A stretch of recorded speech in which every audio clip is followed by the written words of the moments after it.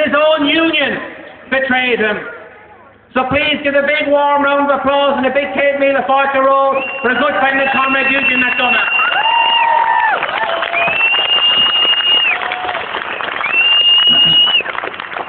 Good evening, ladies and gentlemen.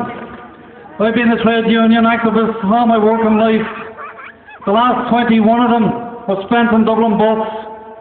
I was a member of the trade union there, the National Bus and Rail Workers Union. I sat on the executive and the negotiating team for the cost cuts in 2009.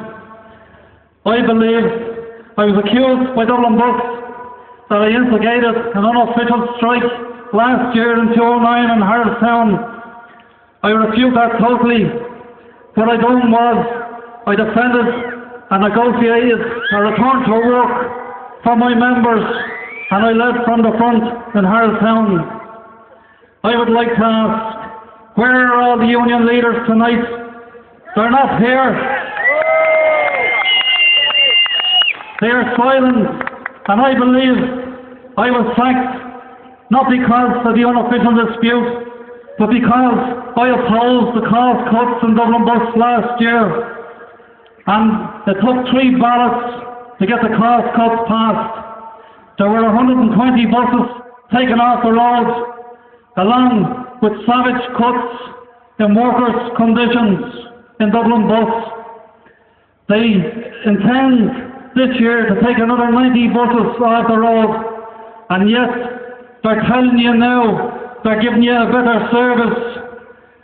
It was once said to me, you don't long to getting to know your place in this society when you're standing out on a night like this at a bus stop and that bus doesn't come along.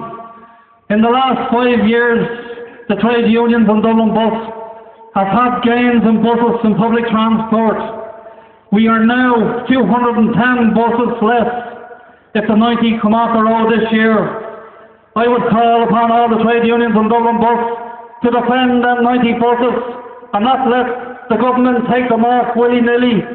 If you go around the garages, you would see these buses stockpiled in the garages, which could be used on the road in your estates and peripheral states around Dublin which have no buses. And yet we have green policies of congestion charges and emission fees which they're talking about bringing in. Every bus off the road means 90 cars go back on the road. This is where I was defending. I spoke at dozens of residents' association meetings around the country and around Dublin, and my own management and unions did not like that.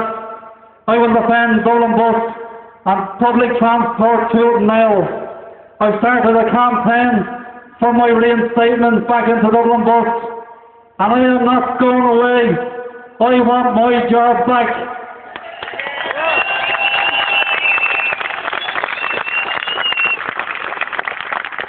I worked in Dublin Bus for 21 years and have an exemplary record. There isn't even a 3-day search from a doctor on my file. There is no accident. I defended my members in Harristown, and I'm going to defend my job tooth and nail. If that means going back to Dublin Bus, so be it. I will be back. Thank you very much, folks.